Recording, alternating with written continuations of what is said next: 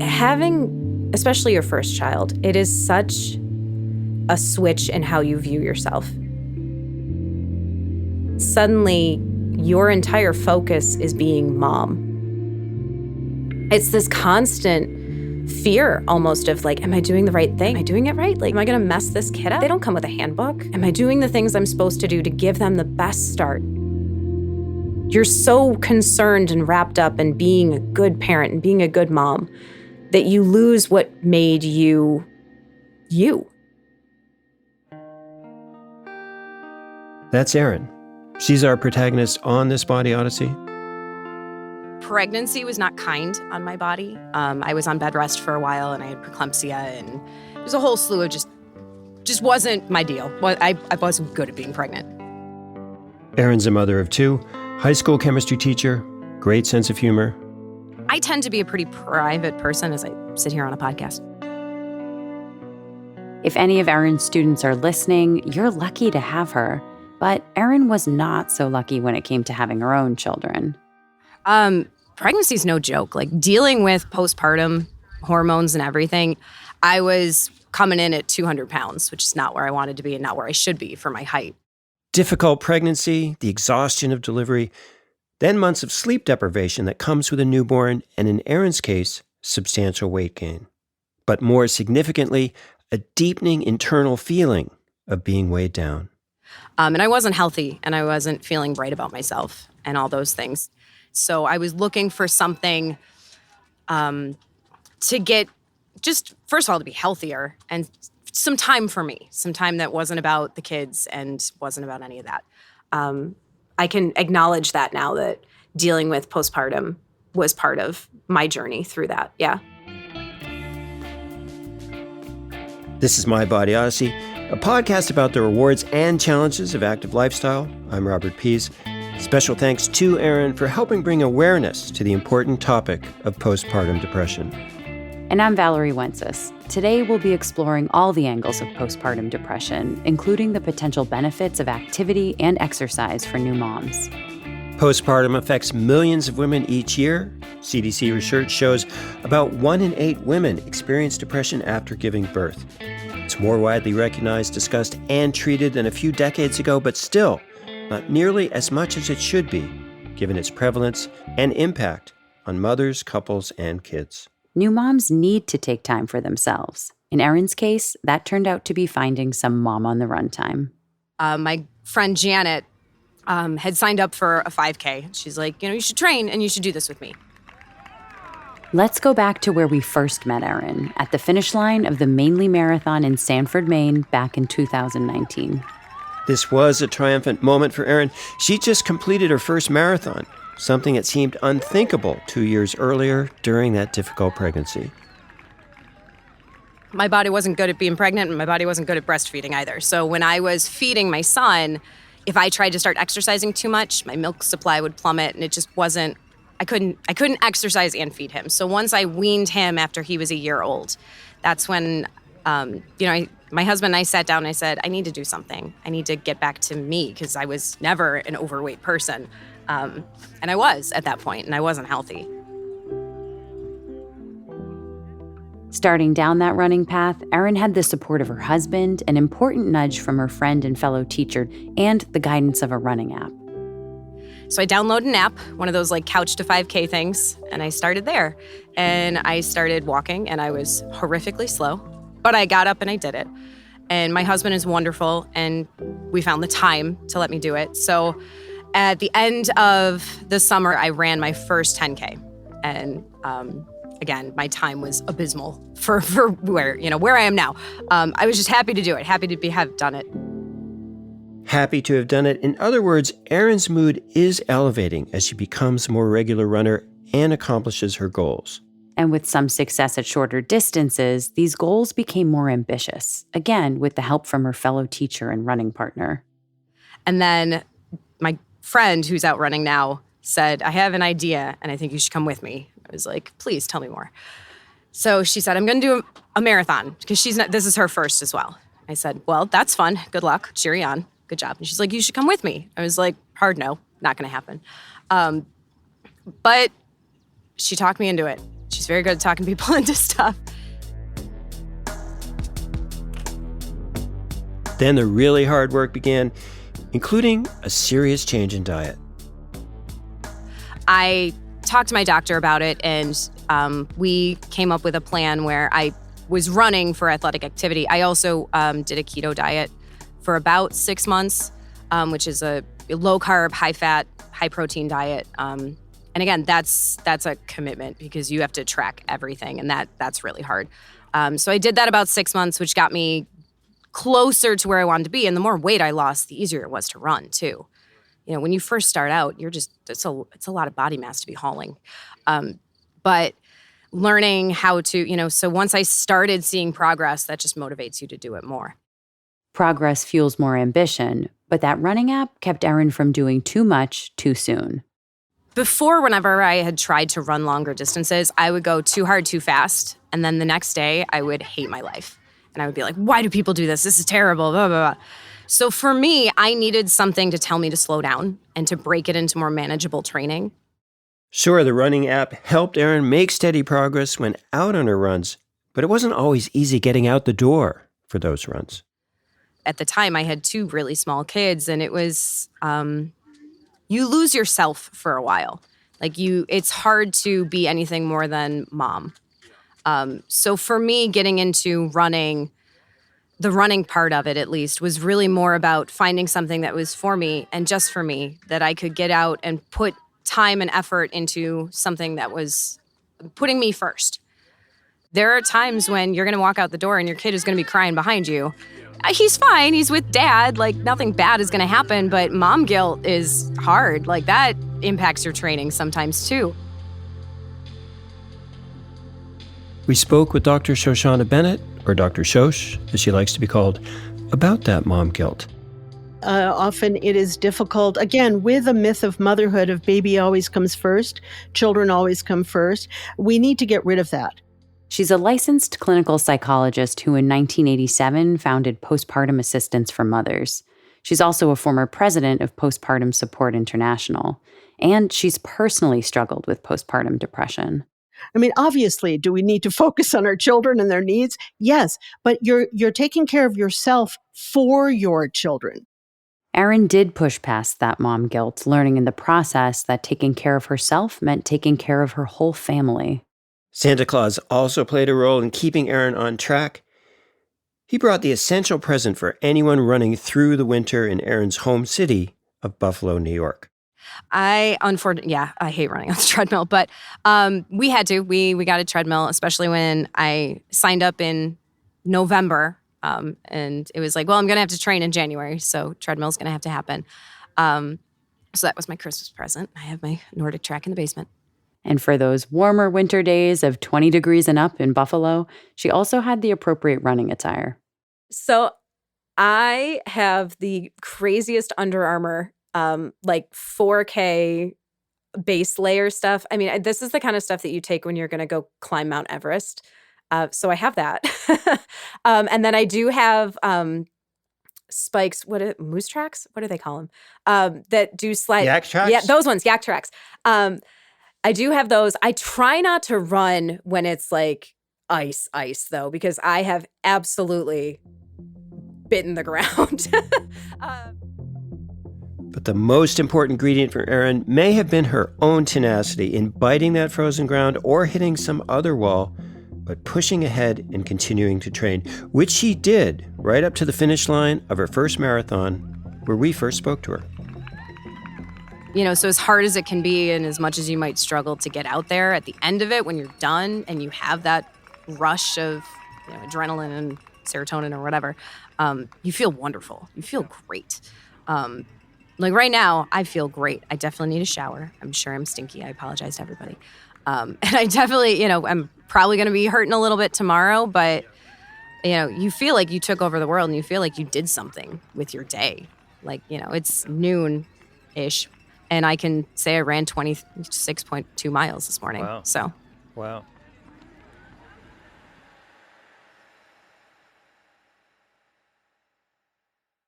Mission accomplished for this mom on the run.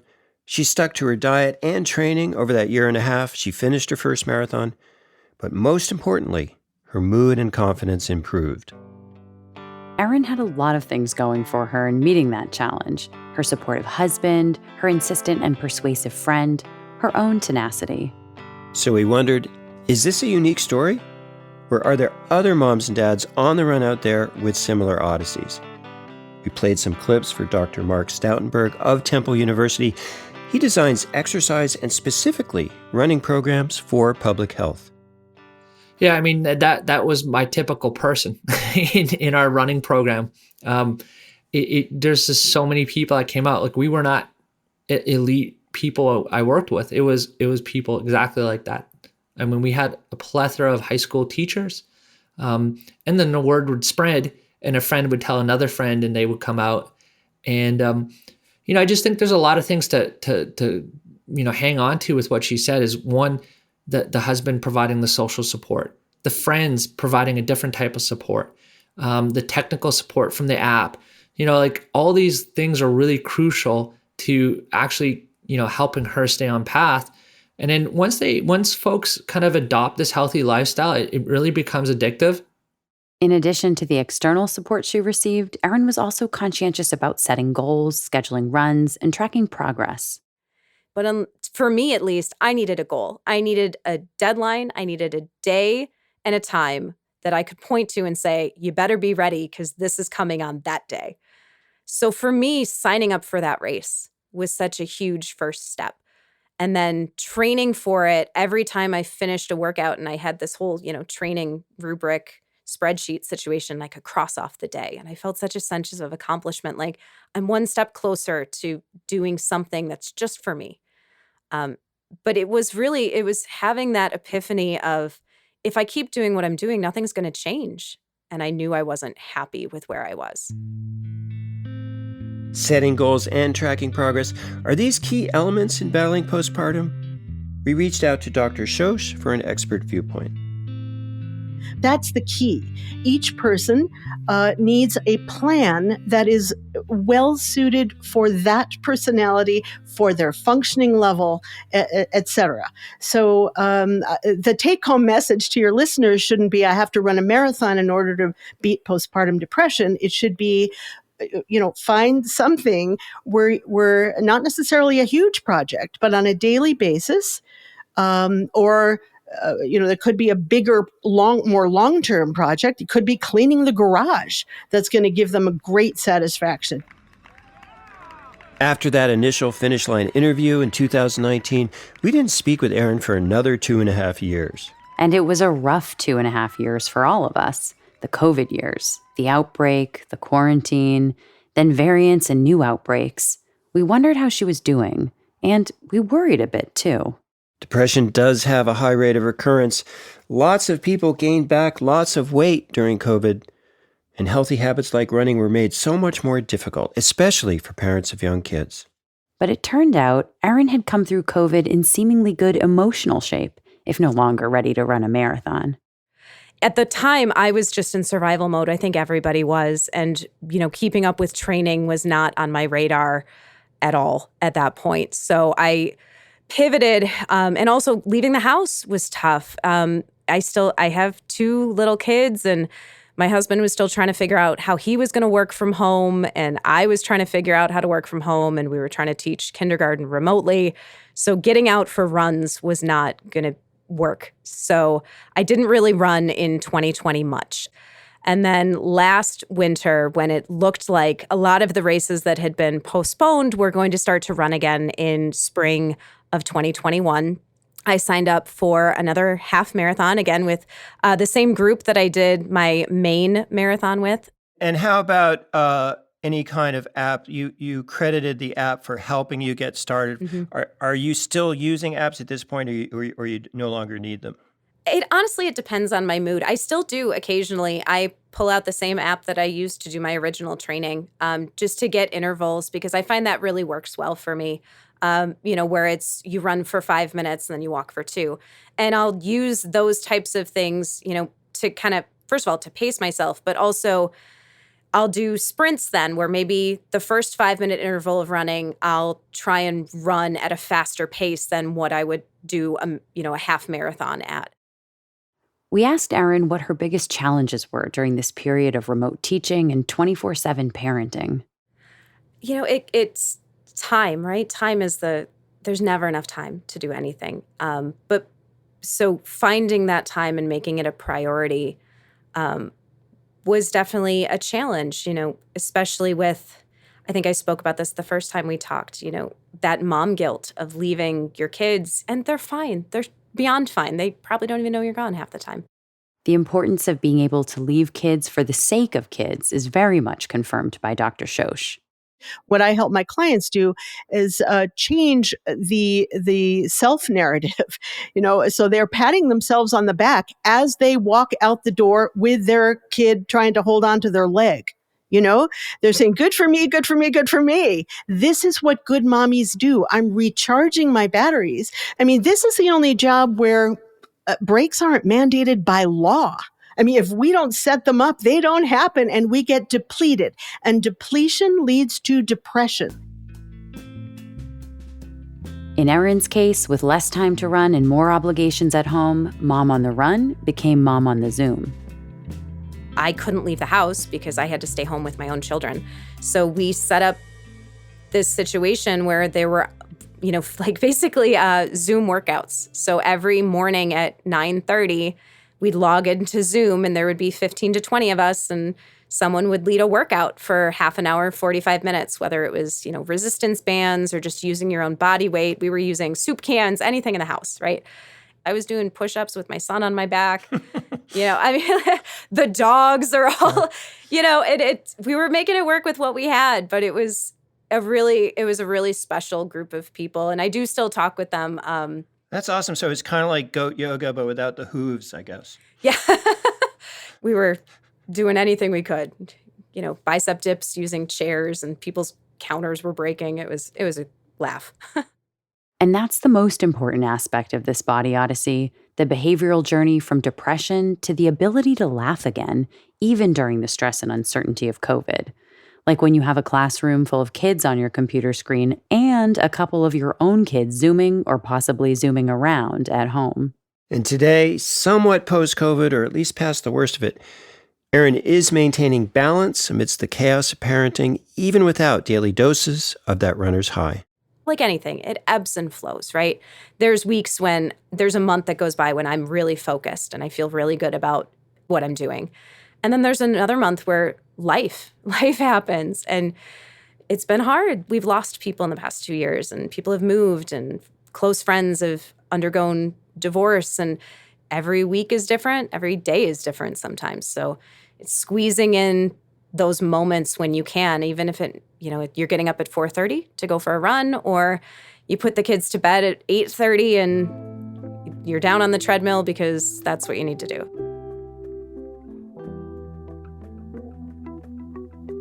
Postpartum depression, definitely something that needs to be talked about. And we learned from Dr. Shosh that 10% of fathers also experience postpartum-like symptoms. But there are now some substantial networks of support groups for postpartum, including Postpartum Support International, an organization that Dr. Shosh led for many years. There's a more complete list of resources in our show notes. Many thanks to Dr. Shosh for her expertise on postpartum to better inform Erin's story and emphasize that new mothers do not need to run a marathon or run at all to find a behavioral path forward.